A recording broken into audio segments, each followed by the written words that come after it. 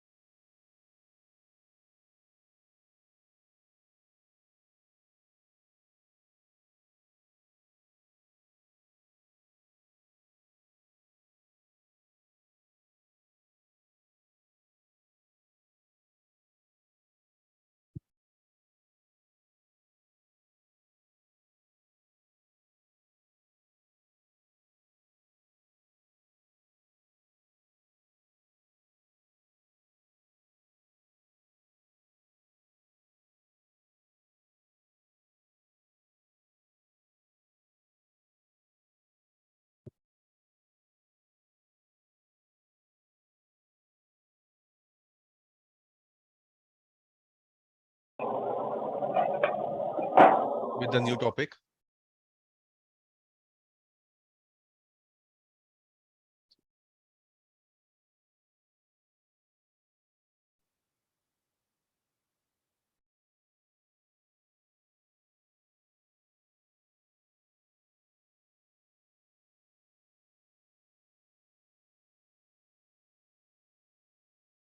ठीक है, सो हम नए टॉपिक से शुरू करने वाले हैं आज. So today, development of human behaviour we have already seen. So today we are going to start with the next topic in the same continuation, that is language and communication. Okay, so now why we are reading this particular topic after development of human behavior? Because both are related to each other.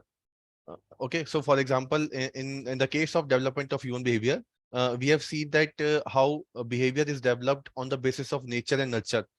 So we have seen the debate of nature versus nurture in development of human behavior. In the same way, in this particular chapter also, we will see that how language is related to different fields. So how language is, how you acquire language, whether it is genetic, whether it is because of your genes, you already have something which is called language inbuilt under you, or whether it is because of the environmental factors, you learn language. Okay, so what it is all about. So this is the actual debate. So every year UPSC asks one question from this particular chapter, and that question is majorly related to only one concept, which is related to, like for example, why whether language is innate or whether language is acquired. Okay, so this is the standard question which UPSC is asking from this particular chapter.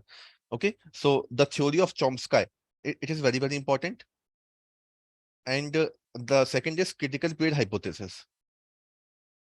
ठीक है, तो ये दो चीजें बहुत ज्यादा important है इसमें. Theory of Chomsky, who will say that language is innate, language हमारी innate होती है. और second one is critical period hypothesis, which also support the theory of Chomsky that language is innate. ठीक है, and who will say that you acquire language, ऐसा कौन बोलेगा कि आप लैंग्वेज सीखते हो from environmental factors? स्किनर. ठीक है, so Skinner is a behaviorist. So Skinner will say that you learn language from environmental factors. आप environmental factors से लैंग्वेज को सीखते हो. ठीक है. Okay, so now moving forward, first of all we will see some of the factors related to human language. ठीक है, सबसे पहले हम लैंग्वेज के बारे में देखते हैं. ठीक है, कि ह्यूमन लैंग्वेज है क्या. ह्यूमन लैंग्वेज का हमको एक समझना पड़ेगा कि ये होता क्या है बेसिकली. ठीक है, then we will come upon the theories. So before that it is completely a theoretical approach. ठीक है, तो हमें कुछ थ्योरी देखनी है related to language. Although there is no specific question so far asked from this particular subtopic, that what is language, and what are the different components of language, but it is necessary for you to understand that how like what are the different components of language, what are the different characteristics, features. Okay, so it might be a 10 marker in future. ठीक है, हो सकता है कि 10 marker में आपसे पूछ लें, तो हमें थोड़ा समझना पड़ेगा कि ये सब चीजें क्या होती हैं, है ना, लैंग्वेज में। Okay, so starting with the basic thing, and this particular chapter is not there in any of the standard books. Okay, so we will try to complete each and everything related to this in the class only, and that would be sufficient. So first is language है क्या, मतलब पहले language हम देखेंगे कि language है क्या। ठीक है, so if we try to develop a very simple definition of language, so what is language? Whatever word and sentences are present. Okay, so when we give them meaning, जब हम सारे के सारे वर्ड और सेंटेंसेस को हम एक meaning दे देते हैं, ठीक है, एक ऐसा माध्यम दे देते हैं, एक ऐसा मीडियम दे देते हैं, with the help of which we can use that words and that sentences. Okay, so whatever the word sentences you are hearing, ठीक है, you are reading, you are listening, when you give a medium to express, when you give a medium to those words and sentences so that you can express them, okay, you can communicate with other people. Okay, so this is what, this is language, है ना। तो जितने भी word and sentences होते हैं उन सबको एक मीनिंग दे देना, ठीक है। तो अब वो मीनिंग कैसे देते हैं, so there are some technical terms related to this, so we will see them. So basically language की अगर हम बात करें, so there are basically 3 characteristics of language in the initial phase. 3 characteristics बताए गए थे लैंग्वेज के। The first one is displacement,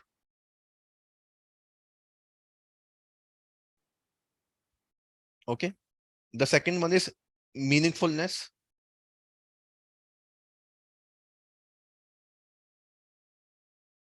and the third one is productiveness.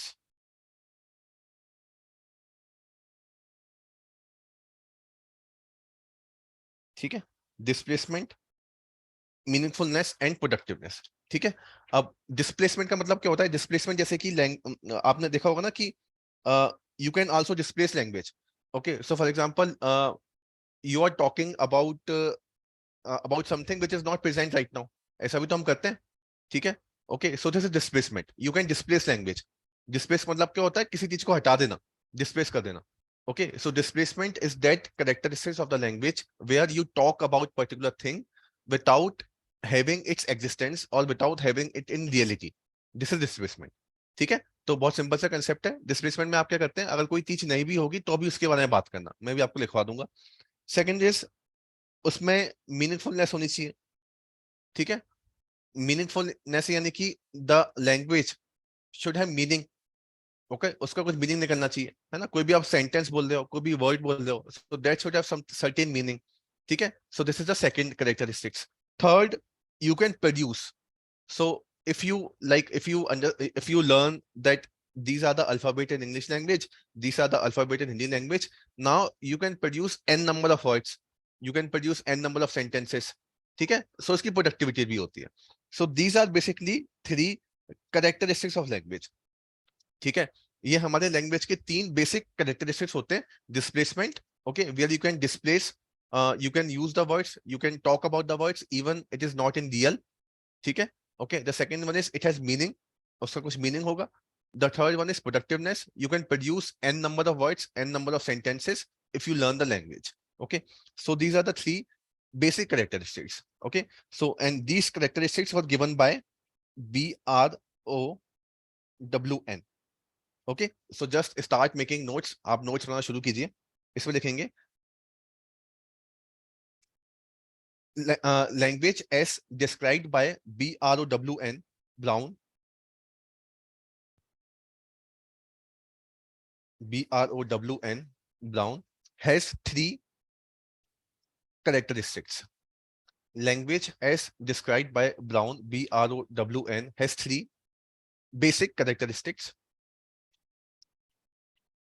displacement, meaningfulness, and productiveness.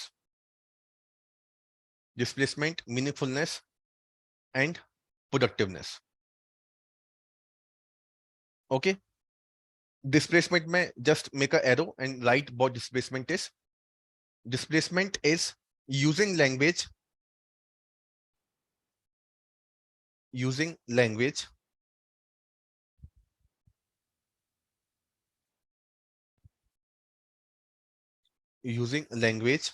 to refer to some objects using language to refer to some objects which are not present, which are not present.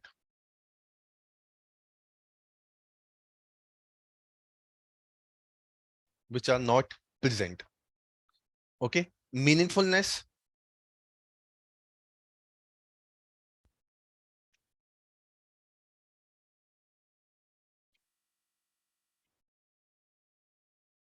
Meaningfulness is about the abstract meaning.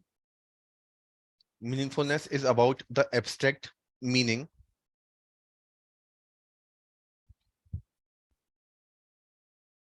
about the language. About the language. Bracket में लिखेंगे semantics. It is also known as semantics. इसी को ही हम semantics ही बोलते हैं. And the third one is productiveness.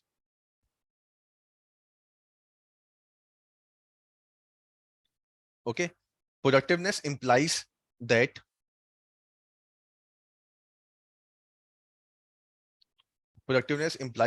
given a set of speech,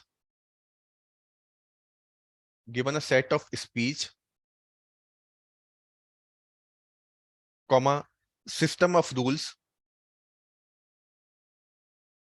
given a set of speech, comma, system of rules,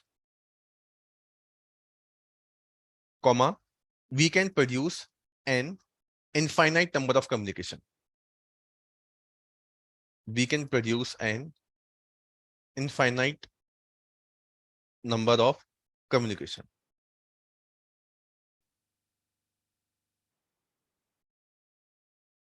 Okay. Next paragraph change. Later on,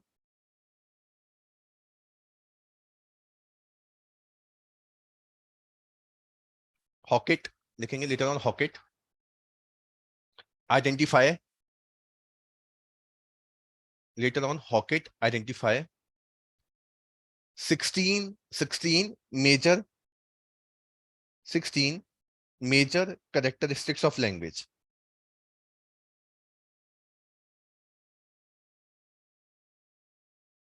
16 major characteristics of language. Some of the most important are as follows. Some of the most important are as follows. ठीक है. तो some of the most important are as follows. वो मैं जहां पे लिख रहा हूं. ठीक है. First is openness. Openness. Okay. Write it down. What is openness? Openness means language can be used to produce. Language can be used to produce. Can be used to produce new and unique message. Language can be used to produce new and unique message.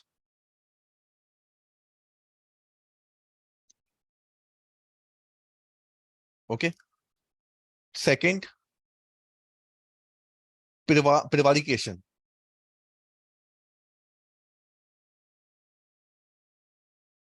Prevarication. Prevarication. लिखेंगे. Language can be used to lie and deceive. Language can be used to lie and deceive.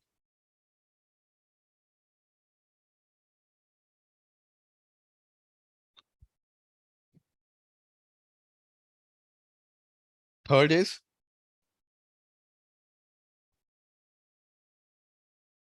learnability. Learnability. इस पर लिखेंगे. Speaker of one language can learn another one. Speaker of one language can learn another one.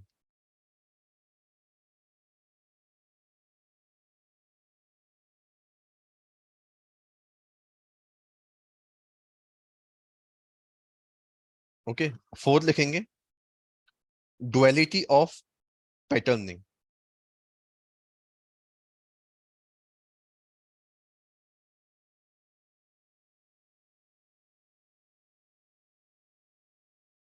duality of patterning.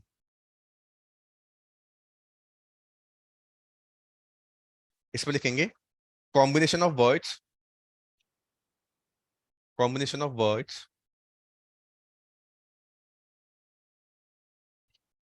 combination of words, comma, combination of words, comma, sentences and sounds, combination of words, comma, sentences and sound are meaningless, are meaningless,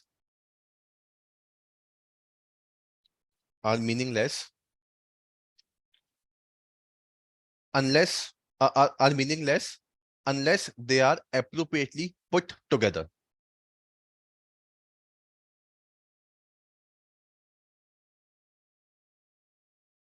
ठीक है, duality of pattern में लिखेंगे combination of words, comma, sentences and sounds are meaningless unless they are appropriately put together. And last one, fifth is semanticity.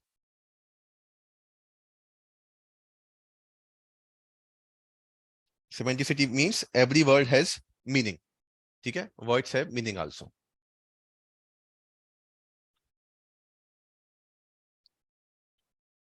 Okay, so these are the characteristics. ठीक है, ये हमारे characteristics हो गए.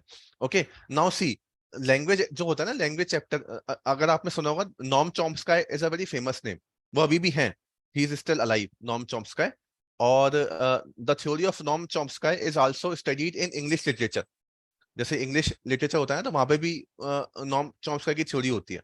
ठीक है, because he has given very very unique concept that how we can form sentence. ठीक है, सेंटेंस कैसे फॉर्म करते हैं. फॉर एग्जांपल, अगर मैं आपको कोई सेंटेंस बोलता हूँ, so each and every sentence has different different meaning. ठीक है, how we can use a single word. For example, Ram is eating the pizza. Okay, the pizza is being eaten by Ram. So both have same meaning but different structure. ठीक है, so that is why this particular theory of Chomsky is also studied in English literature. Okay, and there in English literature they like study these concepts and these criteria in very much detail. But here in from psychological perspective, we need to focus upon the nature versus nurture debate only. ठीक है, कि psychologist ने क्या बोला था, हम इस पर फोकस करेंगे. बट जस्ट हम एक ओवरव्यू भी रखेंगे कि क्या होता क्या है लैंग्वेज के अंदर. So the first one is characteristics. There are two important names. The first one is Brown and the second one is Hockett. दो नाम आ गए. ठीक है. Now the second thing in this particular language is what are the components of language. ठीक है, इसके कुछ components भी होते हैं. So there are 5 components of language.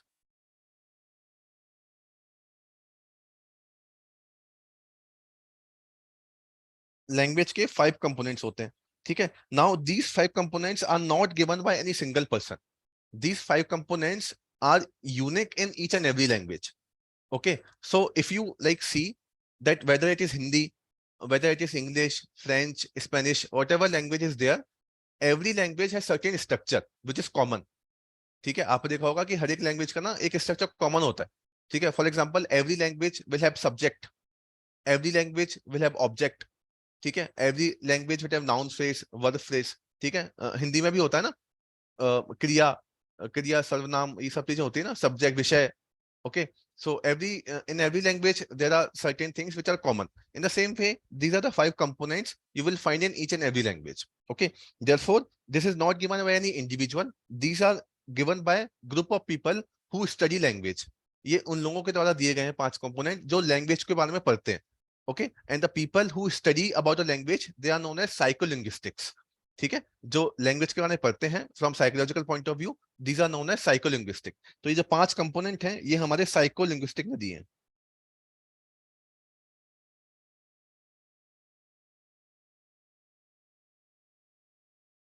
ठीक है ना, साइकोलिंग्विस्टिक ने ये 5 कंपोनेंट दिए. अब ये 5 कंपोनेंट देखते हैं कि क्या क्या होते हैं. What are these 5 component. Okay, so these 5 component are, the first one is PHO phonemes. The second one is morphemes. Morphemes. The third one is syntax. The fourth one is semantics. Okay, and the fifth one is pragmatics.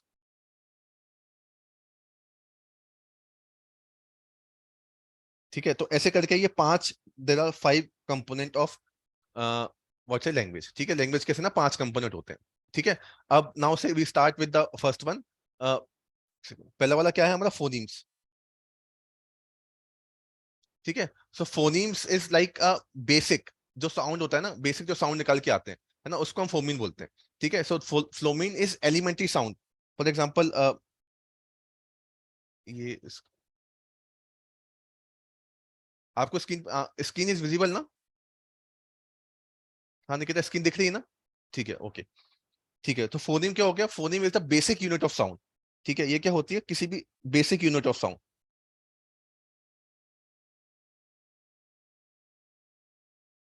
ठीक है, जैसे कि for example B, तो जो B का जो sound आ रहा है, ओके, सो बी, ठीक है, ये जो बी का साउंड आया, ऐसे ही डी वर्ड हो गया, तो जो डी का साउंड आया, okay, this is known as phoneme, और this is also known as phonology. ठीक है, तो फोनीम में हम क्या करते हैं? फोनीम में हम बता रहे हैं कि साउंड का जो बेसिक यूनिट होता है, बेसिक लेवल पर जो होता है, हम उसकी बात करते हैं। ठीक है, ओके, जैसे कैट हो गया, तो कैट में सी क्या होगा? ठीक है, ऐसी पैट में पी का क्या साउंड होगा? Okay, so the basic unit of sound is known as phoneme. ये हमारा बेसिक यूनिट होता है। ठीक है, तो बी और डी, और फॉर एग्जांपल जैसे कि मान लीजिए ए का साउंड क्या होता है, ठीक है, सी का साउंड क्या होता है, ओके, तो इन सब का क्या क्या साउंड होगा, डिफरेंट डिफरेंट क्या क्या साउंड होगा, ये हमारा फोनीम होता है। जब फोनीम आपस में मिलते हैं, ओके, व्हेन वन और two phoneme mix with each other, then they are known as morphemes. ठीक है, तो मोर्फीम्स क्या हो गए? मोर्फीम्स जैसे कि मान लीजिए हमने दो फोनीम को मिला दिया, फॉर एग्जांपल बी और डी को मिला दिया, या किसी को और को मिला दिया, लेट्स से ई और डी को मिला दिया। ठीक है, तो ये जैसे प्रीफिक्स लगा दिया, प्रीफिक्स और सफिक्स लगाते हैं ना, so these are known as morphemes, और it is also known as morphology. ठीक है, तो फोनीम क्या हो गया? Basic unit of sound. Morpheme क्या हो गया? When these basic unit of sound combine with each other, तो मोर्फीन हो गया। देन सिमेंटिक्स और सिंटेक्स। सिंटेक्स क्या होता है? When we make different different phrases. ठीक है, जब हम इनका इस्तेमाल करके, मोर्फीम्स और फोनीम का इस्तेमाल करके अलग अलग फ्रेज बनाते हैं, अलग अलग सेंटेंस बनाते हैं। ठीक है, तो वो हमारा सिंटेक्स हो गया। Okay, and when these phrase and syntax has any meaning, जब हम कोई मीनिंगफुल सेंटेंस बनाते हैं, तो वो सिमेंटिक हो गया। तो सिमेंटिक का मतलब क्या होता है? मीनिंग प्रोवाइड करना। ठीक है, वो मीनिंग हो गया।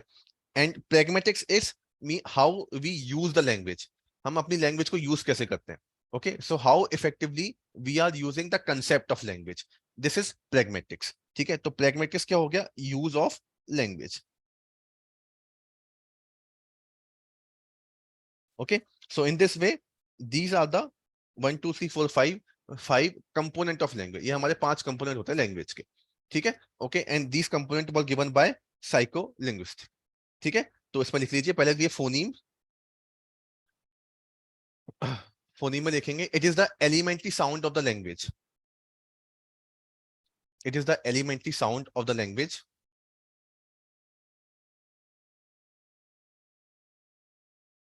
comma, phonemes are the smallest unit of sound in spoken language. Phoneme are the smallest unit of sound in spoken language. ठीक है, smallest unit of sound in spoken language.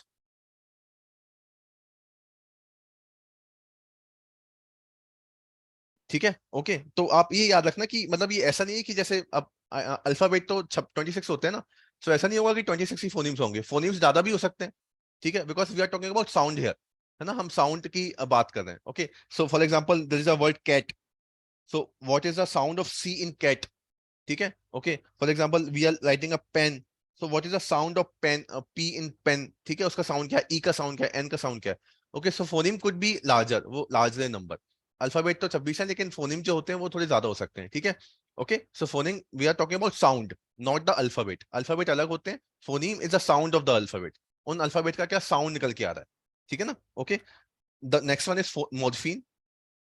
मोर्फीन में लिखेंगे, phonemes are generally combined, these phonemes are generally combined into a larger units called morphemes.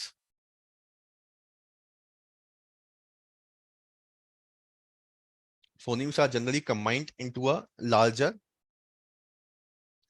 unit called morphemes. ठीक है, तो phoneme क्या हो गया? यूनिट. मैंने आपको लिखा लगा फोनीम में बेसिक यूनिट ऑफ साउंड. अब यूनिट तो एक होता है ना, ठीक है, 1 2 3 यही तो यूनिट होता है, यूनिट डिजिट्स.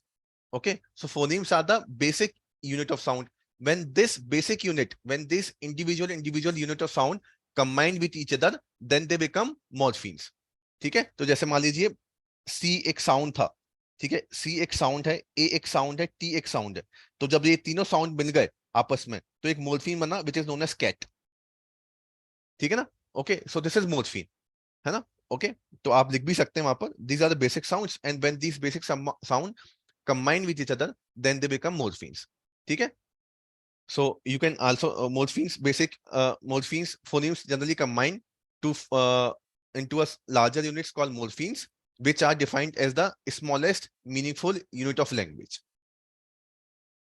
ठीक है, ये morpheme में लिख लो. Phonemes generally combine into a larger unit called morphemes, which are defined as smallest meaningful unit of language. Next one is syntax. Syntax means phrases banana, sentences बनाना. ठीक है, तो ये एक अपर स्टेज हो जाएगी. ओके, तो syntax are the structure of language. Syntax are the structure of language. Structure of language and the ways words are put together to form sentences. Syntax are structure of language and the ways words are put together to form sentences. ठीक है, full stop. In other words,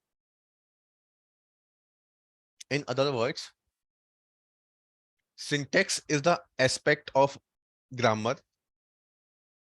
In other words, syntax is the aspect of grammar that specify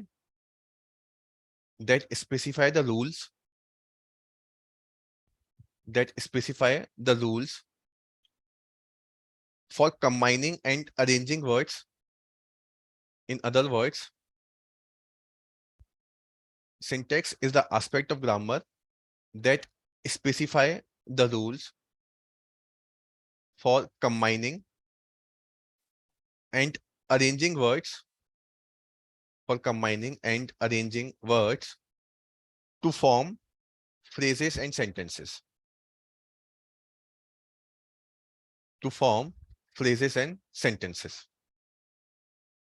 ठीक है, the next one is semantic. अगला है semantic. Write it down. Semantic refers to the meaning. Semantic refers to the meaning of sentences. Semantic refers to the meaning of sentences.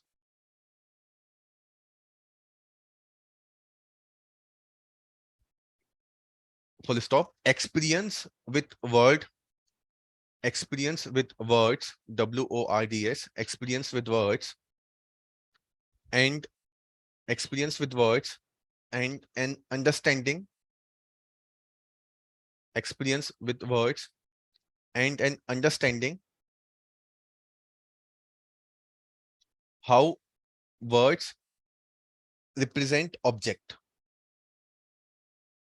Experience with words and an understanding how words represent objects are the basic raw materials of semantics. ठीक है, मैं फिर से बोलता हूँ. Semantics refers to the meaning of words. Next, experience with words and understanding of how words represent objects are the basic raw material for the acquisition of language. ठीक है, तो सेमेंटिक में आप क्या मीनिंग समझ रहे हो कोई वर्ड का. ठीक है, मीनिंग आप क्या समझते हो, है ना? जैसे अलग अलग सेंटेंस का अलग अलग मीनिंग होता है ना. जैसे मान लीजिए फॉर एग्जांपल मैंने एक वर्ड लिखा कि I do not mind, I don't mind. Okay, और मैंने एक सेंटेंस लिखा, he has lost his mind.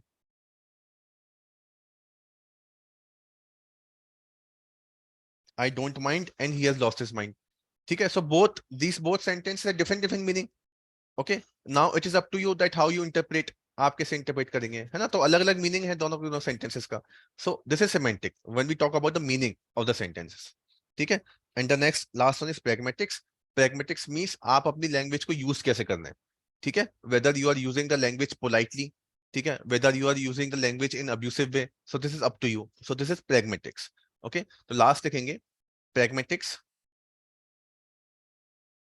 can be defined as the rules.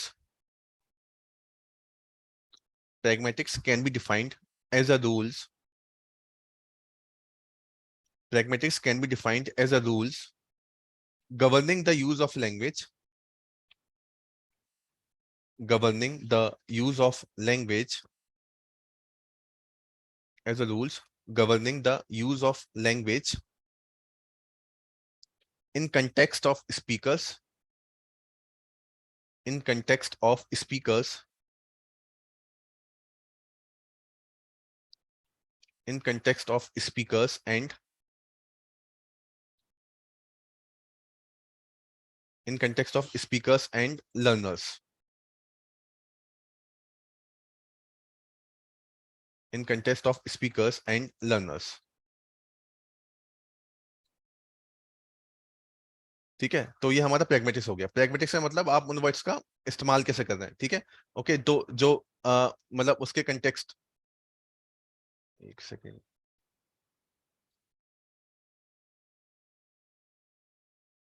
I think मेरा कैमरा ऑफ हो गया ना.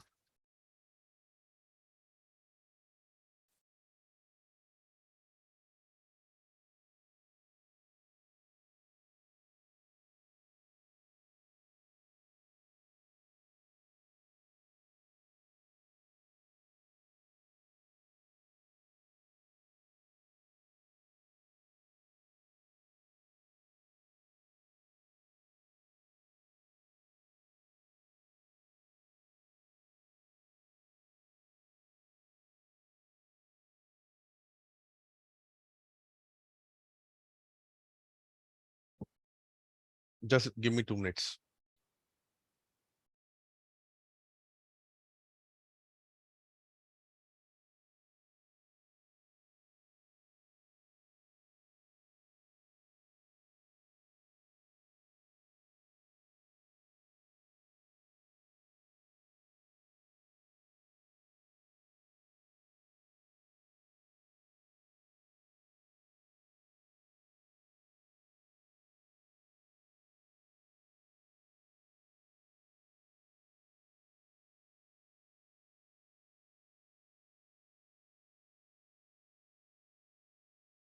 Okay, so I think my camera is not working today.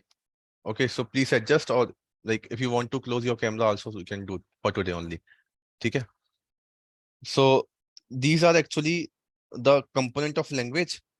और पहले हमने देखा कि what is the meaning of the language, characteristics, now component. Okay, now we will discuss the main part. ठीक है, अभी जो होगा वो main part discuss होगा.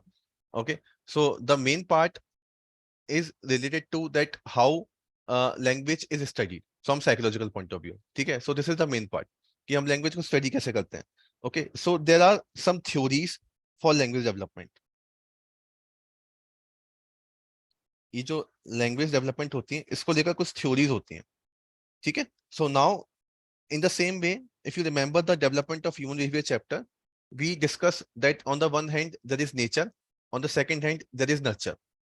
Okay, so in language also we will see this perspective. On the one hand there is nature perspective which is known as nativistic perspective. ठीक है, तो नेचर वाला होगा उसको हम बोलते हैं नेटिविस्टिक थ्योरी. ओके, एंड जो नर्चर वाला होगा उसको हम बोलेंगे behaviouristic theory.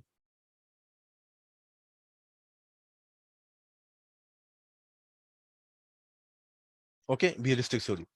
Now the nativistic theory will focus upon that language is innate. ठीक है, ये क्या बोलेंगे कि जो बच्चे जो होते हैं ना, they are wired to learn language. जो बच्चे जो होंगे they are wired to learn language. उनके अंदर पहले से ही कुछ ना कुछ ऐसा सिस्टम फिट होता है कि जब वो जन्म लेते हैं तो उनके अंदर ही लैंग्वेज का सिस्टम फिट होता है। ठीक है, बाहर से उनको कोई जरूरत नहीं होती, है ना। ऑन द अदर हैंड जब बिहेवियरिस्टिक जो लोग होंगे वो बोलेंगे कि we learn language on the basis of imitation, environment, experiences, इनकी वजह से हम लैंग्वेज सीखते हैं। ठीक है, so the main propounder of this perspective is Chomsky and the main perspective for nurture is Skinner. ठीक है, इसके लिए चॉम्स्काई होता है, इसके लिए स्किनर होता है ना। तो इस तरीके से दो पर्सपेक्टिव हो गए, चॉम्स्काई ने दिया, एक स्किनर ने दिया। ठीक है, ओके, तो एक नेचर की बात करेगा, एक नेचर की बात करेगा। Okay, now in the end they will both meet with each other and they will say no, both are important. Okay, not only nurture, not only nature can define the development of language, therefore we need to combine both the perspective.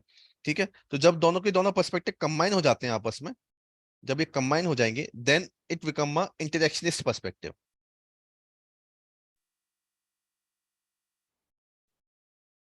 इसको हम क्या बोलेंगे, interactionist perspective. तो interactionist perspective में क्या हो गया, interactionist theory is known as when both genes plus environment combine. ठीक है, तो जब जीन्स और एनवायरनमेंट दोनों कंबाइन हो गए तो वो हमारा इंटरेक्शनिस्ट पर्सपेक्टिव बन जाता है। ठीक है ना। अब इसमें हम देखेंगे कि ये सब लोग क्या क्या बातें करते हैं लैंग्वेज के बारे में। So we will first start nativistic theory perspective of Chomsky and it is very very important. ठीक है, ये बहुत ज्यादा इंपॉर्टेंट है क्योंकि इन्होंने काफी सारी बातें बताई थी, हम देखेंगे धीरे धीरे। सबसे पहले is the first one is nativistic theory.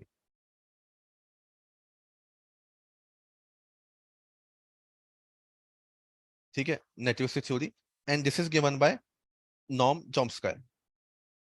इन्होंने इस थ्योरी के बारे में बताया था। ठीक है, okay, so this is also known as nativistic perspective and this is also known as biological perspective. वही चीज हो गई ना, बायोलॉजिकल पर्सपेक्टिव भी यही बोलेगा कि आपके अंदर इन्नेट ही होता है। ठीक है, so according to norm Chomsky, इन्होंने क्या बोला कि, इसको लिख लीजिए, एक लाइन है, नेटिविस्टिक पर्सपेक्टिव, आप हेडिंग डाल सकते हैं, nativistic perspective. According to nativistics, according to nativist, comma, humans are biologically programmed.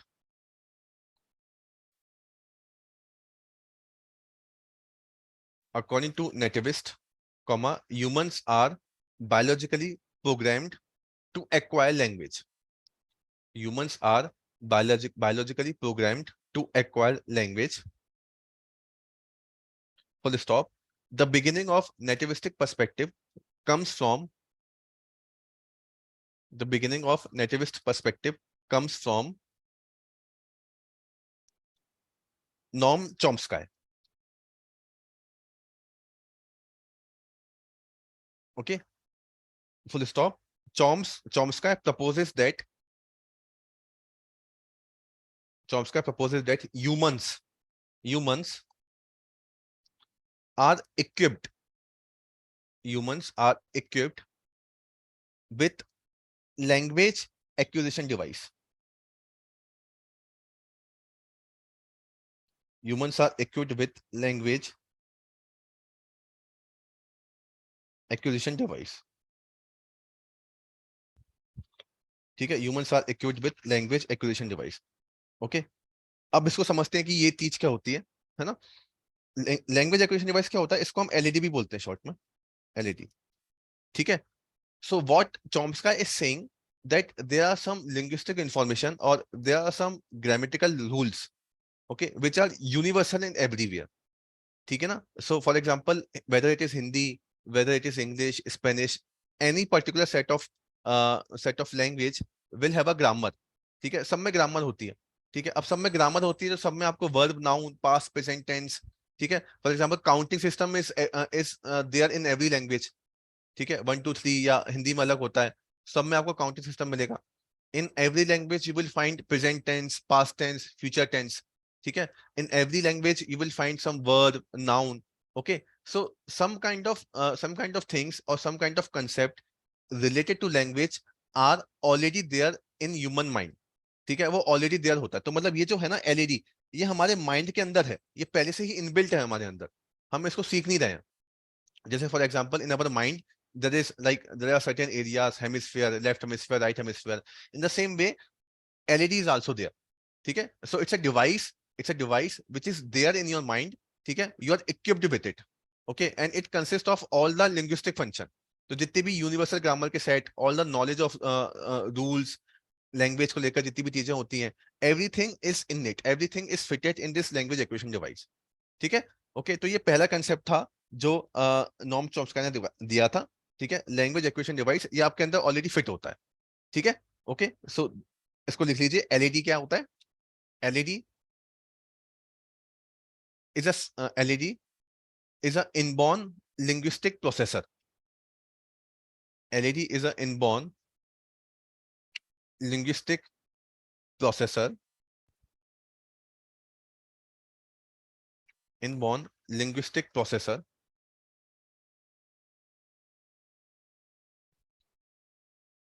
that is activated by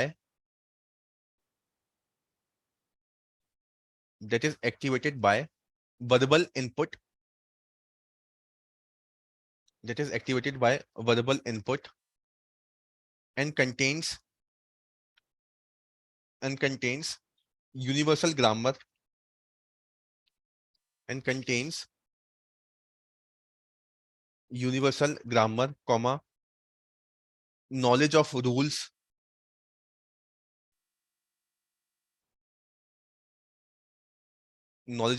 etc. ठीक है, so this is nativistic theory, which and the first one is Noam Chomsky. In the same way, there was second researcher also. Now his name is Dan Slobin. Sir मेरा एक doubt है। हाँ बोलिए। Sir जैसे कि अभी current scenario में अपन देखते हैं तो जैसे जो स्क्रीन टाइम हो रहा है उसकी वजह से बच्चों में स्पीच डिले हो रहा है, तो अगर अपन उसमें जाते हैं तो अपन ये अगेंस्ट लिख सकते हैं इसके नेटिविस्ट थ्योरी में कि अगर हाँ। कंप्लीटली वो इननेट होता तो फिर स्पीच डिले का प्रॉब्लम नहीं होता। लेकिन स्पीच डिले तो तब हो रहा है ना कि जब हम स्क्रीन में कुछ देख रहे हैं। ठीक है, उसी वजह से स्पीच डिले हो रहा है। तो स्क्रीन में हम कुछ देख रहे हैं तो स्क्रीन तो एनवायरमेंटल फैक्टर हो गया। ठीक है, तो it is because of the environmental factor which is responsible for speech delay. ठीक है ना, तो ये हम आप लिमिटेशन में इसमें नहीं लिखोगे, आप उसकी लिमिटेशन में लिखोगे बिहेवियरिस्टिक के। सर बट जैसे अगर अपन स्क्रीन देख रहे हैं तो जो मोस्ट ऑफ द टाइम है वो स्क्रीन देखने में जा रहा है, तो हाँ, अपन इन्वायरमेंट में इन्वॉल्व नहीं हो पा रहे हैं, बिकॉज ऑफ दैट ओनली हम नहीं सीख पा रहे हैं ना। हाँ, नहीं तो मतलब देखो आपने क्या बोला, हम एनवायरमेंट में इन्वॉल्व नहीं हो पा रहे। जी सर। ठीक है, ओके, तो क्योंकि हमें कुछ अलग एनवायरमेंट मिल रहा है, हम्म therefore we are not able to, like for example आजकल बच्चे क्या होते हैं, आप देखोगे कि आपने देखा होगा कि आजकल की जो नई जनरेशन है, हम्म जैसे हम लोग जैसे आप लोग के साथ भी होगा, पहले आपके काफी दोस्त वगैरह ज्यादा होते होंगे। ठीक है, फ्रेंड्स वगैरह ज्यादा होंगे, आपका सर्कल ज्यादा होता होगा, लेकिन आजकल के बच्चों का सर्कल ज्यादा नहीं होता, उनके दोस्त भी ज्यादा नहीं होते। ठीक है, why? Because they are equipped with social media. ठीक है, ओके, जी sir. When you were in the 10th or 11th or 12th class, there was no Facebook, Instagram or such kind of things. Okay, but there is lot of social media right now, there is lot of screen time right now. Okay, so we have replaced our external environment with that particular environment. ठीक है, हमने ये जो infotainment के नाम पर ये जो एनवायरनमेंट है इसको थोड़ा चेंज कर दिया है। ठीक है, तो जो ये जो दिक्कतें आ रही है वो एनवायरनमेंट की वजह से आ रही है। ठीक है, अब जैसे आप मोबाइल, बच्चे स्क्रीन पे देख रहे हैं या मोबाइल यूज कर रहे हैं, उसकी वजह से उनको काफी दिक्कतें आएंगी। लेकिन वो इस वजह से नहीं आनी क्योंकि अब जैसे हमने उनको बचपन से थोड़ा सिखाया था कि आप स्क्रीन टाइम दिखाओ, और काफी पेरेंट्स ऐसे भी होते हैं जो स्क्रीन से दूर रखते हैं बच्चों को, मोबाइल यूज नहीं करने देते या स्क्रीन टाइम लिमिट कर देते हैं ताकि उनको नुकसान ना हो। है ना, तो स्क्रीन टाइम मोबाइल तो एक बाहर की चीज हो गई ना, it is environmental factor. But sir बाहर की चीज हो गई, बट उसके एब्सेंस में जो है वो स्पीच डिले नहीं हो रहा है, मतलब वो क्योंकि वो बाकी लोगों से इंटरेक्ट कर रहा है, इंटरेक्शन के बेसिस पे सीख रहा है, बट अगर उसके प्रेजेंस में अपन देखते हैं तो वो स्पीच डिले हो रहा है, कम कर रहा है, तो इसका मतलब यही हुआ ना कि इन्वायरमेंटल फैक्टर जो है वो हाँ, काम करता है कि आप मतलब इन्वायरमेंट से ज्यादा सीखते हो रादर देन इननेट होने के बजाय कि हाँ, तो वो आप। तो हाँ, देखिए वो तो एक पर्सपेक्टिव हो गई ना कि हम एनवायरनमेंट से ज्यादा सीखते हैं। ठीक है, लेकिन इसको हम पूरी तरीके से नहीं बोल सकते कि इन्वायरमेंट से ही हम सीखते हैं, है ना। अब ओके, तो जैसे हम स्क्रीन इसको कंप्लीटली अगेंस्ट इसमें नहीं हाँ लिख हाँ, सकते हैं कंप्लीटली अगेंस्ट में नहीं लिख नेटिविज्म। सकते, हाँ पूरा कंप्लीटली अगेंस्ट और सपोर्ट में तो हम कुछ भी नहीं लिख सकते। अब जैसे ओके। अभी तो और भी चीज पढ़ेंगे। अब जैसे फॉर एग्जांपल आप, जैसे आपने ये बात बोली तो आप ये देखिए कि जैसे हम स्कूल जाते हैं, ठीक है। अब कुछ बच्चे तो स्कूल भी नहीं जाते लेकिन फिर भी उनको लैंग्वेज आती है, जी सर। ठीक है। ओके, हर बच्चा बोल देता है ना माँ दादा। जैसे आपने देखा होगा कि बच्चे शुरुआत में कुछ लैंग्वेज बोलते हैं, मैं गया, मैं खाया, मैं आया, ठीक है, मैं सोया। तो ये भी तो सेंटेंस बोल ही रहे हैं, वो उनको हमें जी सिखाया थोड़ी ना है, जी वो तो सर। अपने आप ही बोल रहे हैं। And second most important thing, आप किसी भी कल्चर में चले जाओ, सबसे पहले किसी भी बच्चे को नेटिव लैंग्वेज सीखने को आती है, ठीक है। यस। अगर एक हाँ एक अगर कोई बिहार में होगा तो बिहार की लैंग्वेज सबसे पहले सीख लेगा, फिर दूसरी लैंग्वेज सीखेगा, ठीक है। महाराष्ट्रियन होगा तो मराठी पहले बोलेगा, फिर दूसरी लैंग्वेज सीखेगा, ठीक है। ओके, तो वो मतलब उनको जो रीजनल लैंग्वेज है वो पहले सीखने को मिल रही है, क्योंकि मतलब वो उसी में ही परवरिश हो रही है उनकी। तो कुछ इन्नेट काइंड ऑफ थिंग है, मतलब इन्नेट तरीके की कुछ चीजें हैं जो देखने को मिलनी है ना। और ऐसी काफी सारी केस स्टडीज भी हैं जो ये बताती हैं, जो अभी आपको मैं बताऊंगा, उससे आपको समझ में आएगा कि अगर जैसे मान लीजिए बचपन में आपको बिल्कुल अकेले में रख दिया जाए, ठीक है। ओके, आप बिल्कुल भी आपका इंटरेक्शन होगा ही नहीं लोगों से, ठीक है, तो आप लैंग्वेज नहीं सीख पाएंगे जब आप एडल्टहुड में आएंगे। तो वो क्या बताता है, एनवायरनमेंट बताता है। तो दोनों पर्सपेक्टिव है, तभी तभी तो ये बात हमने कही है कि हमको दोनों को लेके चलना पड़ेगा। मतलब एक के बिहाफ पे हम नहीं बोल सकते कि लैंग्वेज इज इननेट और language is environment, both perspective are there, okay sir. ठीक है। Okay. Okay, so in nativistic theory, the first one is Noam Chomsky. Noam Chomsky give the concept of LED, language acquisition device. In the same way, the second nativistic is Dan Slobin. He also did the same thing. Just he replaced the concept of language acquisition device by language making capacity. ठीक है। तो LED क्या, इन्होंने क्या बताया कि LED एक inbuilt हमारा प्रोसेसर होता है माइंड के अंदर, है ना। बस उसको चेंज कर दिया डेंस लोबिन ने, उनको एलईडी की जगह उन्होंने एलएमसी दे दिया, कि हर एक इंडिविजुअल के इनबॉर्न एक कैपेसिटी होती है, okay, which is known as language making capacity. Okay, so every individual is born with certain set of special skills with the help of which he can develop language, he or she can develop language, ठीक है। तो हर एक के अंदर ही inborn रहेगा, this is LMC, ठीक है। तो उसको एलएमसी को लिख लीजिए। It is a set of abilities, it is a set of abilities which are inborn, it is a set of abilities which are inborn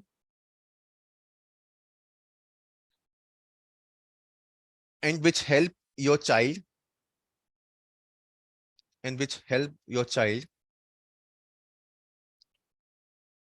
to analyze speech,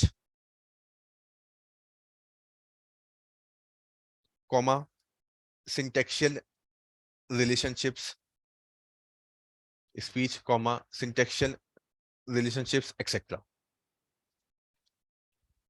ठीक है। तो ये हमारे दो पर्सपेक्टिव इसमें हो गए नेटिविस्टिक में, है ना। तो नेटिविस्टिक वाले क्या बोल रहे हैं, अब देखो ये जो एलएमसी है ना, आपको समझ में आ रहा होगा कि इन्होंने कैपेसिटी की बात की, ठीक है। So we have ability, so it is focusing upon the individual also, although it is biological but it is focusing upon the individual also. तो इस तरीके से थोड़ा सा इसमें अंतर आ जाता है। स्लोबिन ने क्या बोल दिया कि आप भाई इनकी एबिलिटी की बात भी करो, ऐसा नहीं कि अंदर एक सिस्टम बना दिया तो वो सीखते जा रहे हैं, दे हैव द एबिलिटी, ठीक है। So they are focusing upon the individual also, okay. So these are the two person who talk about nativistic perspective, इन्होंने नेटिविस्टिक पर्सपेक्टिव की बात की, ठीक है। नॉर्म Chomsky LED, Don Slobin LMC. Now we will see sir LMC stands for? language making capacity. Okay. Now we'll see support for nativistic perspective. अब इनके support में कौन कौन लोग निकल के आए थे, है ना। तो सपोर्ट के हम लोग देखेंगे, ठीक है।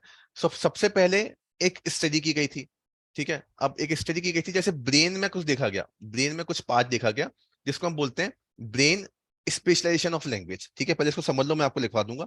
तो जो पहली सपोर्ट में स्टडी है, first which support this particular nativistic perspective, it is known as brain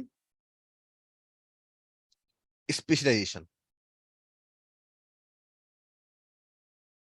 ठीक है। तो हम देखते हैं ना कि बायोलॉजिकल भी रिलेटेड है साइकोलॉजी से, ठीक है। So brain specialization studies of language, okay. Now एक देखा गया कि एक बीमारी होती है which is known as aphasia, APHA, SIA, ठीक है। सो अफेशिया क्या होता है? Aphasia means damage to language, ठीक है, where you forget language functions, है ना, तो आप ना कुछ लैंग्वेज फंक्शंस को भूल जाते हो, ठीक है। So this is aphasia when we loss one और मोर लैंग्वेज फंक्शन, वन और मोर लैंग्वेज फंक्शन, ठीक है। तो अफेशिया में क्या हो गया? यू लॉस वन और मोर लैंग्वेज फंक्शन, ठीक है, ये हो गया, है ना। नाउ ये जो पेशेंट होते हैं, जो अफेशिक पेशेंट होते हैं, ठीक है, अब इनको पढ़ा गया, इनके बारे में पढ़ा गया, जैसे for example if you remember the studies of HM और KF, उनको पढ़ा था ना, उनके ब्रेन के बारे में पढ़ा था, ऐसे ही अफेशिया हो गया, दे फॉरगेट लैंग्वेज, ठीक है। नाउ दे आर स्टडीड, उनको पढ़ा गया, ठीक है। सो जब इन पेशेंट को देखा गया तो ब्रेन के अंदर, हमारे ब्रेन के अंदर, so this is related to biological terminology थोड़ी सी, ठीक है, तो हमारे ब्रेन के अंदर ना कुछ एरिया होता है, okay, which is known as Broca's area, Broca's area, ठीक है, and that is also known as Wernicke's area,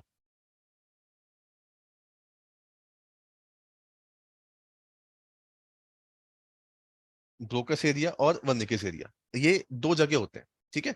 so the Broca's area is like related to speech production, ठीक है। तो ब्रोकस एरिया में अगर डैमेज होता है, ये देखा गया ब्रेन स्पेशलाइजेशन में, कि अगर ब्रोकस एरिया में इंजरी आपको होती है, then you forget speech production, आप स्पीच को प्रोड्यूस करना भूल जाओगे, ठीक है। सो इफ ब्रोकस एरिया में इंजरी होगी, then you will loss speech production,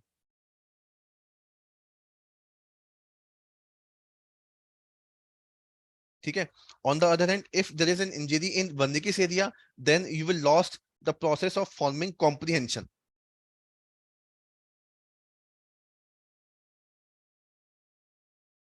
ठीक है। So this is actually seen with the help of brain studies, ठीक है। तो इसका मतलब क्या हुआ कि कुछ ना कुछ मतलब पहले से ही है आपके इनबिल्ट में, ठीक है, ओके। तो मतलब आपके माइंड में होता है ना, अगर ब्रोकस एरिया में मतलब माइंड में कहीं ना कहीं हो रहा है स्पीच प्रोडक्शन, कुछ हेमिस्फीयर काम कर रहे हैं, left hemisphere, frontal lobe, they are performing, ठीक है। तो ये बताया ना कि लेफ्ट हेमिस्फीयर, ये क्या बता रहा है कि ये जो ब्रोकस एरिया है, it is Broca's area and Wernicke's area both are sensitive of language, ठीक है, दोनों में कुछ कुछ एस्पेक्ट होते हैं लैंग्वेज के, है ना, फ्रॉम बर्थ ओनली, ठीक है। तो अगर इसमें आप इस वाले एरिया में कुछ हो गया तो आप स्पीच प्रोडक्शन भूल जाओगे, इस वाले एरिया में कुछ हो गया तो आप कॉम्प्रिहेंशन करना भूल जाओगे, ठीक है। So it shows that the brain studies shows that there are certain parts in our brain which perform certain certain functions for the language formation, ठीक है। जैसे ब्रोकास एरिया हो गया वो स्पीच प्रोडक्शन के काम आता है, वर्निकिस एरिया हो गया वो कॉम्प्रिहेंशन के काम आता है, ठीक है। ऐसे ही आपने सुना होगा ना कि जैसे कुछ लोग बोलते हैं कि जैसे आपका राइट हेमिस्फीयर में, राइट हेमिस्फीयर अगर ज्यादा तेज है तो आप काफी क्रिएटिव रहोगे, लेफ्ट हेमिस्फीयर ज्यादा तेज है तो आपकी ये क्वालिटी रहेगी, तो इसका मतलब लेफ्ट हेमिस्फीयर राइट हेमिस्फीयर में कुछ ना कुछ है, तभी तो वो चीजें हो रही हैं, that is why these things are happening, okay. So in the same way Broca's area और वर्निकिस एरियाज परफॉर्म, ठीक है। तो ये क्या बता रहा है? ब्रेन एक्सप्रेशन किसके बता रहा है कि हमारे अंदर ऑलरेडी कुछ ना कुछ एरिया होते हैं जहां से लैंग्वेज फॉर्मेशन होता है, ठीक है। वर्निकिस एरिया और Broca's area shows this particular thing, okay. तो उसको नोट कर लो ब्रीफ में। फर्स्ट मतलब the first study which support linguistic nativistic perspective, brain specialization, brain specialization, इसमें लिखेंगे injuries to Broca's area, injuries to Broca's area which is present near the frontal lobe of left hemisphere, injuries to Broca's area which is present near the frontal lobe of left hemisphere typically affect speech production, typically affect speech production। जैसे आपको दिख रहा होगा ना, ये diagram देखिए, ये यहाँ पर हमारा ब्रोकस एरिया होता है और यहाँ पे हमारा वर्निकस एरिया होता है, ठीक है, अगर ये डायग्राम आपको विजिबल हो तो, ठीक है। It is related to speech, अगर ब्रोकस अफेशिया हो गया तो broken speech, and if Wernicke's area is affected then it is related to understanding comprehension, ठीक है। So in this way it perform, ये बनाना नहीं है डायग्राम, बस ये देख लो यहाँ पर, Okay, so injury to Broca's area, which is present near the frontal lobe of left hemisphere, typically affect speech production and not comprehension. Full stop. Injuries to Wernicke's area, injuries to Wernicke's area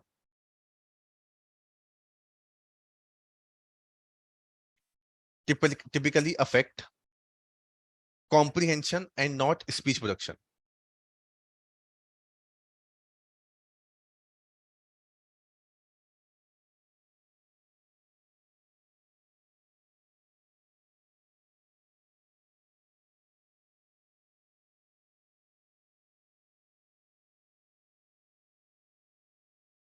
ठीक है, injury to Wernicke's area typically affect comprehension and not speech production. Bracket में एक नाम लिखेंगे MARTIN, Martin.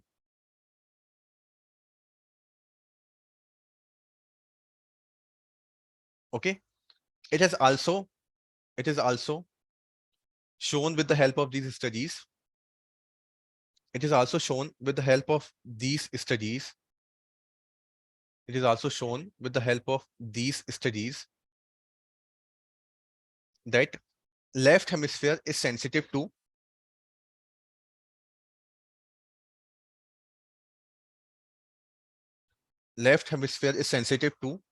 some aspect of language from birth.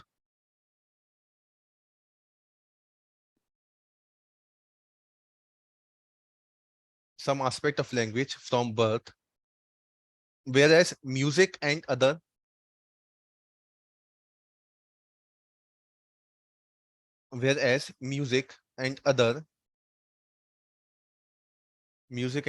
sound produces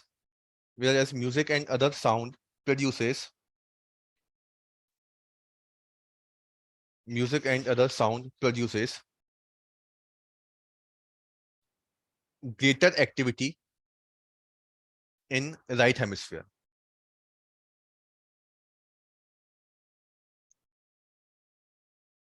Greater activity in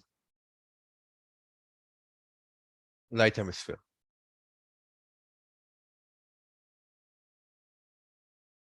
ठीक है?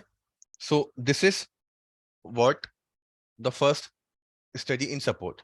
Now the second one is critical period hypothesis, CPH. ठीक है, अभी हम ये देखेंगे CPH क्या होता है. ओके, अब देखिए क्रिटिकल पीरियड हाइपोथेसिस क्या बोलता है. ठीक है, critical period means there is a certain time period up to which you can learn language very easily. Okay, and if you cross that particular period, then it would be difficult for you to understand or to learn the language. ठीक है, this is critical period hypothesis. It is also known as sensitive period hypothesis. एक ही बात है, दोनों को हम एक ही चीज बोलते हैं, है ना. क्रिटिकल पीरियड बोल सकते हैं और सेंसिटिव पीरियड बोल सकते हैं. ठीक है, तो क्रिटिकल पीरियड हाइपोथेसिस क्या हो गया. Language acquisition is possible only during a certain period after birth. ठीक है, ओके. तो जब भी इसी वजह से लैंग्वेज ज्यादा सिखाई जाती है बचपन में. स्कूलों में आप देखोगे ना कि जैसे संस्कृत लैंग्वेज होती है वो बचपन में होती है, बाद में हट जाती है. ठीक है, 9th और 10th क्लास के बाद हट जाती है. In the same way other language they also remove.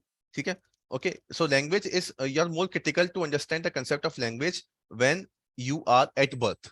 ठीक है, जब आपका birth होता है. So this is your birth and you become older, so this is your sensitive period. ये critical period होता है. Okay, now there is no fixed age of the sensitive period. It is generally considered that till the age of puberty. Okay, okay, so that, like for example when you complete your school, so that is your critical period, है ना. General science में जब आपने school खत्म किया तो आपका वो क्रिटिकल पीरियड खत्म हो जाता है. उसके बाद किसी भी चीज को सीखना अगर आप सीखोगे, so it will be like problematic for you, है ना. आप इतनी अच्छी तरीके से किसी चीज को सीख नहीं पाओगे. सो this is what critical period is all about. Okay, now इस क्रिटिकल पीरियड को सपोर्ट करने के लिए अलग अलग स्कॉलर्स आए, है ना, क्योंकि ये अपने आप में ही बहुत बड़ी थ्योरी है. जो क्रिटिकल पीरियड हाइपोथेसिस है ये अपने आप में बहुत बड़ी थ्योरी है और ये काफी चीजें बताने की कोशिश करती है कि ऐसा क्यों होता है. Okay, so the first thing which we talk about critical period is that there are certain case studies. कुछ हमारी केस स्टडी है इससे related. Okay, so the first case study related to this was conducted in 1920. ठीक है, so there were two kids. उनका नाम था Kamala, Kamala and Amala, Kamala and Amala, जो भी आपको बोलना है बोल देना, ठीक है। So this is very important case study and you will not find this case study in any of the book, मतलब बुक में तो मिल जाएगी, मैंने भी वहीं से पढ़ रखी है। तो लेकिन ये ना ये इंडियन स्टडी है। तो generally what happen when you write our answer, we generally quote like studies of west, okay, but it is very good that if you can like quote studies of from Indian perspective, तो वो काफी अच्छा होता है, ठीक है। तो एक कमाला और अमाला है ना, दो बच्चे हैं, ठीक है, these are two human children. और ये क्या हुआ था, कमाला जब इनको देखा गया था, Kamala was for example 8 years old when they were find out, 8 years old जब इनके ऊपर ये स्टडी की गई, and अमाला was around 1.5 year old,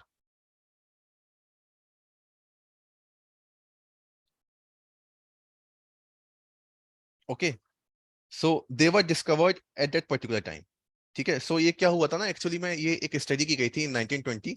so what happens in 1920, there were some Indian villagers, they found a wolf mother, ठीक है, wolf होती है ना, wolf, okay, they find a wolf mother, है ना। So this wolf mother had two baby wolf, ठीक है, इनके दो बेबी वॉल्फ थे, उनका नाम था कमला और Amala, okay. So this is a very famous case study, ठीक है, आपको इंटरनेट पे ही मिल जाएगी, लेकिन हमारा हमारा जो समझने का पर्सपेक्टिव है उसको देख लेते हैं। तो ये दो वॉल्फ बच्चे थे, ठीक है, वॉल्फ मदर के। तो ये तो ऑब्वियसली आइसोलेशन में रहेंगे, लोगों से दूर दूर रहेंगे ना, बट फाइनली विलेजर्स और जो वहां के जो लोग थे, उन्होंने इसको डिस्कवर कर लिया। So when they were discovered, Kamala was 8 years old and Amala was 1.5 years old, ठीक है। विद इन अ ईयर, एक साल के बाद Amala died, okay, Amala died, okay, and Kamala lived from 8 years to 18 years old, ठीक है, 8 years to 8 years old, okay। तो 10 साल करीब ये कमला जिंदा रही, and Kamala learn all the things like to walk erect, to wear clothing, and even she also learn to speak some words, ठीक है, कुछ वर्ड्स को बोलना भी वो सीख गई, ठीक है, okay। So this is the story of Kamla and Amala, okay। Now let's pause for some time. In the same way, there are two more case studies, Isabel and Jenny,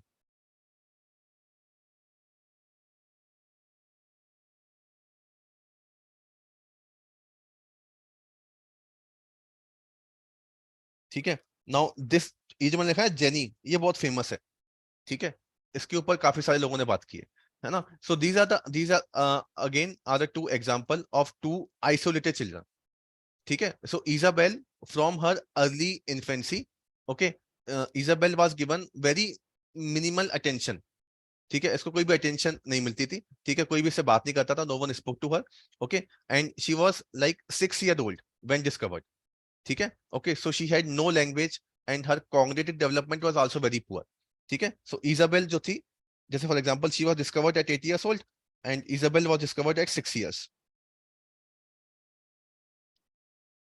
ठीक है, Isabelle was discovered at 6 years, पहले समझ लो इसको, फिर मैं लिखवा दूंगा, है ना। Now Isabel was 6 years old and till 6 years old जब वो मिली, she had no language and her cognitive development was also very poor, ठीक है, okay, but within a year this girl learned to speak, ठीक है, and within a year her intelligence was also become very normal, okay। So in the same way, मतलब एक साल बाद क्या हुआ, within a year इसकी जो लैंग्वेज थी, अभी तक 6 year तक कोई लैंग्वेज डेवलप नहीं हुई, her cognitive skills are also very poor, but within a year like 7 to 8 years की जब ये हो गई, तो देखा गया कि इसने लैंग्वेज बहुत अच्छी तरीके से सीख ली, है ना, इसका इंटेलिजेंस लेवल काफी अच्छा हो गया, okay, within 1 year, okay। In the same way there is also Jenny, so Jenny was also lived in isolation, okay। Jenny was living with an abusive parents, किसी से बात नहीं करती थी वो जेनी, बिल्कुल उसको आइसोलेशन में रखा गया था, है ना। So Genie was also discovered at the age of 14 years, ठीक है, इसको डिस्कवर किया at the age of 14 years, okay। Now since her discovery, it has been find out that Jenny did not become a normal language user, ठीक है, Jenny was able to use some words but she was not able to understand, she was not able to form syntax, syntax में क्या होता है, when we form sentences, phrase, तो Jenny वो नहीं कर पा रही थी, okay। Jenny was understand morphemes, these these are the things which Jenny was able to understand, but Jenny was unable to form syntax, to form complete phrases, sentence, वो निकल पा रही थी क्योंकि 14 साल की हो गई थी जब उसको डिस्कवर किया गया था, है ना? तो 14 साल में क्या हुआ, उसका क्रिटिकल पीरियड चला गया, ठीक है? Okay, when she was discovered at 14 years, so at the age of 14 years, her critical period now has gone, ठीक है? उसका critical period जा चुका है, okay? But for Isabel, she's only 6 years old. Her critical period is already there. अभी वहां पर critical period है उसका, तो वो सीख गई, और जेनी नहीं सीख पाई क्योंकि उसका critical period जा चुका है, okay? So Jenny was never able to become a normal language user even after many years of instruction, many years of training. उसको काफी ट्रेनिंग दी गई, काफी उसको सिखाया गया, but still she was able to form morphemes, phophemes, but she was not able to use words. Okay, she was not able to make the meaning out of the words. Syntax बनाने में उसको बहुत दिक्कत आती थी, ठीक है? So now what is the basic question? Why was Jenny not progressing to the full language, and why Isabel did? Okay, in the same way, Kamala also learned to speak a few words. ठीक है, जो कमला जो थी यहाँ पर, ठीक है, okay, उसको भी कुछ वर्ड सीखने को मिल गए थे, है ना? 8 से 18 साल में उसको भी सीखने को मिल गया कि 8 साल क्या था, उसका भी सीपीएच अभी बचा हुआ था, क्रिटिकल भी उसका बचा हुआ था, ठीक है? तो उसको भी कुछ वर्ड सीखने को आ गए, वो भी काफी कुछ लैंग्वेज को सीख गई थी, है ना? So what does it show? That there is some critical period, okay? So the age of Kamala at the time of discovery was also 8 years, ठीक है? In the same way the age of Isabelle when she was discovered was also 6 years, ठीक है? तो 6 और 8 साल की जो उम्र होती है, तब आपका क्रिटिकल पीरियड बचा हुआ होता है, पूरी तरीके से खत्म नहीं होता, ठीक है? तो आपकी लैंग्वेज जो होती है वो आने की चांसेस रहती हैं, बट व्हेन जब आप 14 इयर्स के हो जाओगे तो आपका वो जो पीरियड है, आपका जो सीपीएच है, now you have crossed this CPH, आप इसको क्रॉस कर चुके हो, so now it is very difficult for you to develop the concept of a language, okay? Because in the case of Jenny, she has entered the poverty now, okay? So the margin of critical period has gone, okay? So this is the reason why she was only able to learn the basics of the language, and she was never able to acquire the language in elaboration or in detail, ठीक है? So these are the case studies related to which shows that there is certain critical period hypothesis, ठीक है? कुछ एक CPH होता है ना, जिसको फॉलो करना चाहिए। अगर आप सीपीएच पे काम करोगे, ठीक है, यहाँ तक अगर आप सीख जाओगे लैंग्वेज को तो बेटर होगा, अदरवाइज हमेशा आपको दिक्कत आएगी। ये चीज समझ में आई? This is a difficult part to understand, ठीक है? ये क्लियर हुआ सबको? ठीक है, हो गया clear? Okay, so this is, अभी थोड़ा रुकेंगे, अभी लिखवा दूंगा मैं आपको इसको। ये हमारा these are the case studies, ठीक है? इसको आपको कोट करना है जब भी आप लिखोगे, क्योंकि this is the important one and this is from Indian perspective, okay? Now in the same way, like we read about that Broca's area, और जो हमने वो जो एरिया देखा था, उसी को हम आगे बढ़ते हुए एक चीज और बोलेंगे, that Broca's area and then Wernicke's area was again tested, ठीक है, फॉर द चाइल्ड, ठीक है? तो एक थर्ड बता रहा हूं मैं आपको।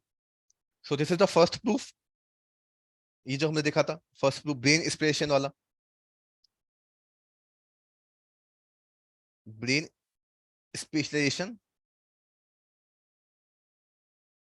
was the first proof. Second proof, this case studies related to CPH. Okay, now the third proof. Third proof is related to child aphasic patient.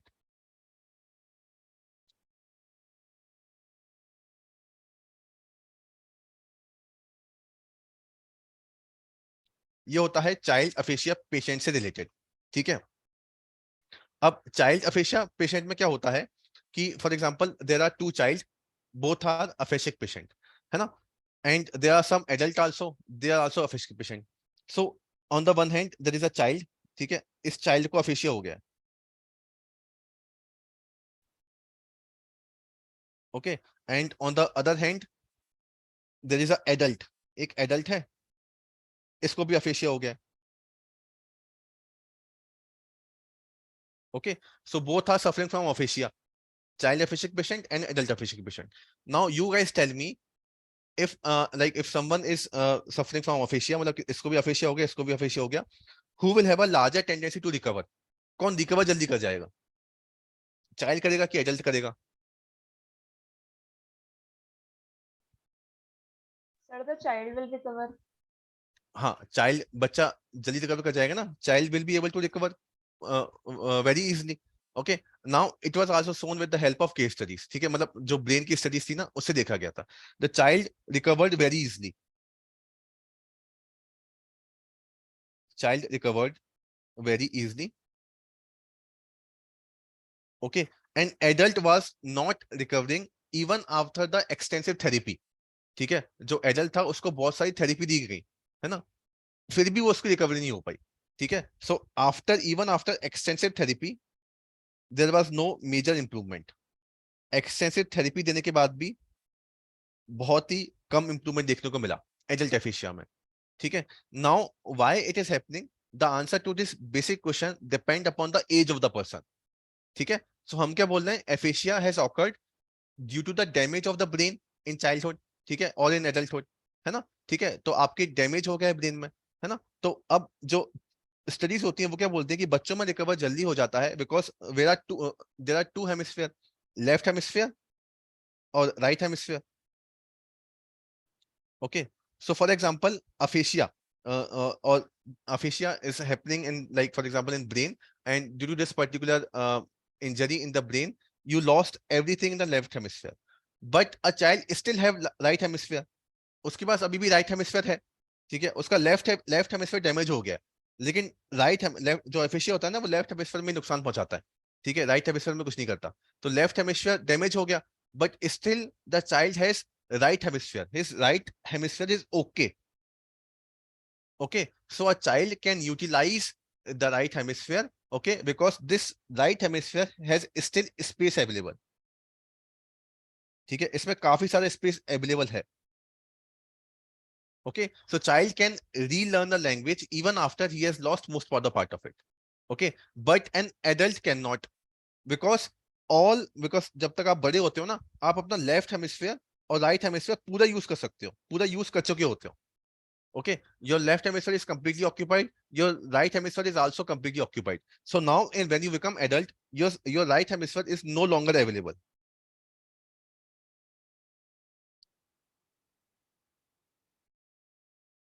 No longer available to relearn the language. ठीक है, आपका जो right hemisphere है ना वो language को relearn करने के लिए अवेलेबल ही नहीं है. ठीक है, क्योंकि जब आप बड़े होते हैं, एडल्ट होते हैं, हम बहुत कुछ देख लेते हैं ना. Okay, we heard different song. Right hemisphere में क्या होता है, right hemisphere is related to music, non speech sound. Okay, so the time we become adult, we like listen a lot of things, listen a lot of songs. So now your right hemisphere is also completely unoccupied. It is no longer available to relearn the language. ठीक है, लेकिन अगर आप जब बचपन में होते हो तो आपका भाई वो दिक्कत का काम नहीं है, अभी तक है हेमिस्फीयर तो आपको दिक्कत नहीं आएगी. ठीक है, so this is related to child aphasia parent. ठीक है, आया समझ में. Okay, so this is also supporting that we have certain critical period and like which is important.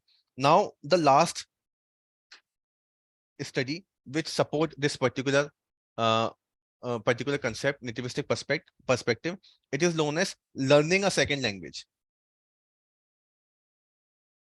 Learning a second language.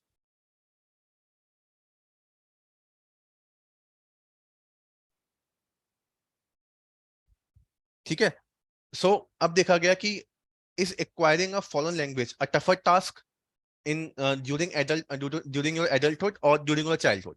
ठीक है, तो अगर आप जो लैंग्वेज सीखते हैं, मतलब दूसरी लैंग्वेज सीखते हैं, तो उसमें क्या क्या दिक्कतें आती हैं. So this particular study was conducted by 2 person, Johnson and Elisa.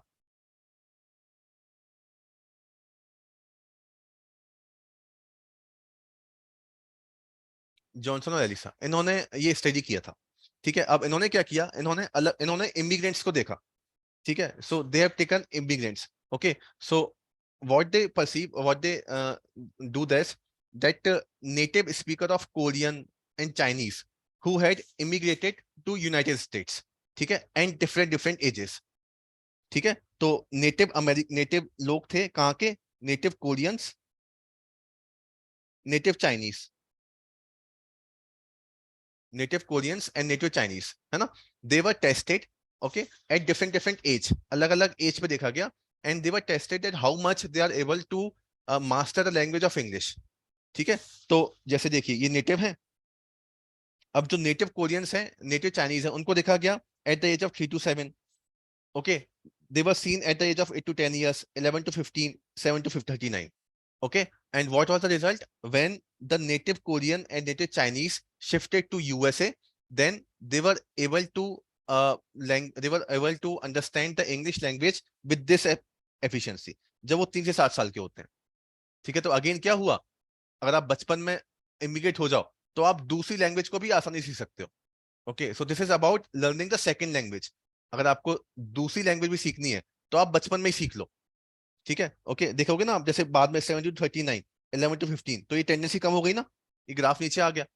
Okay, so in the adulthood, okay, you have less tendency to learn the second language. Okay, so learning the second language also confirm the role of critical period hypothesis. ठीक है, जो आप second language learn कर रहे हो ना, वो भी ये बताता है कि सीपीएच होता है, ठीक है। Okay, so this is the final case study which shows that it is a nativistic perspective and CPH होता है, critical period hypothesis होता है, ठीक है। तो ये 4 हो गया। The first one is brain aspiration, Broca's area, Wernicke's area. Okay, the second one is child aphakic patient, left hemisphere, right hemisphere. The third one is case studies of Kamala and Amala, Isabel and Jenny. And the last one is learning second language. Okay, so all these perspective talks about nativistic की certain period of time which is innate और CPH होता है हमारे पास, उसमें हम language को सीखते हैं, है ना। So this is the nativistic perspective. इसमें कोई डाउट हो तो बताइएगा, this is very important. If you have any doubt then please feel free to ask. कुछ भी आपको पूछना है तो अभी पूछिए इसमें।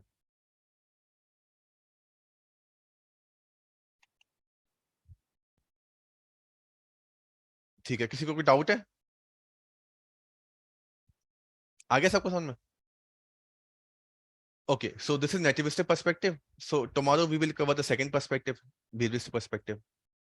ठीक है, चलिए फिर। Okay, see you tomorrow. If you want to ask something then you can stay, otherwise कल मिलते हैं। And all of you please answer writing जो होती है ग्रुप में, आपको वो सब करनी है, ठीक है। So only like few people are writing the answers. Okay, so all of you must write those answers. These are very important. Okay, if you are not writing psychology answer then write GS answer, but answer writing is very important. Okay, there is no like point to prepare for the exam if you are not writing. ठीक है, तो अगर नहीं लिख रहे हो तो I hope आप जीएस का लिख रहे होगे। अगर जीएस का लिख रहे होगे तो मुझे लगता नहीं कहीं वो कोई भी इवेल्युएट करता होगा, इससे अच्छा साइकोलॉजी का लिख दो, कम से कम इवेल्युएट हो जाता है, ठीक है। Okay, so focus upon writing then ना। चलो, ओके, बाय बाय।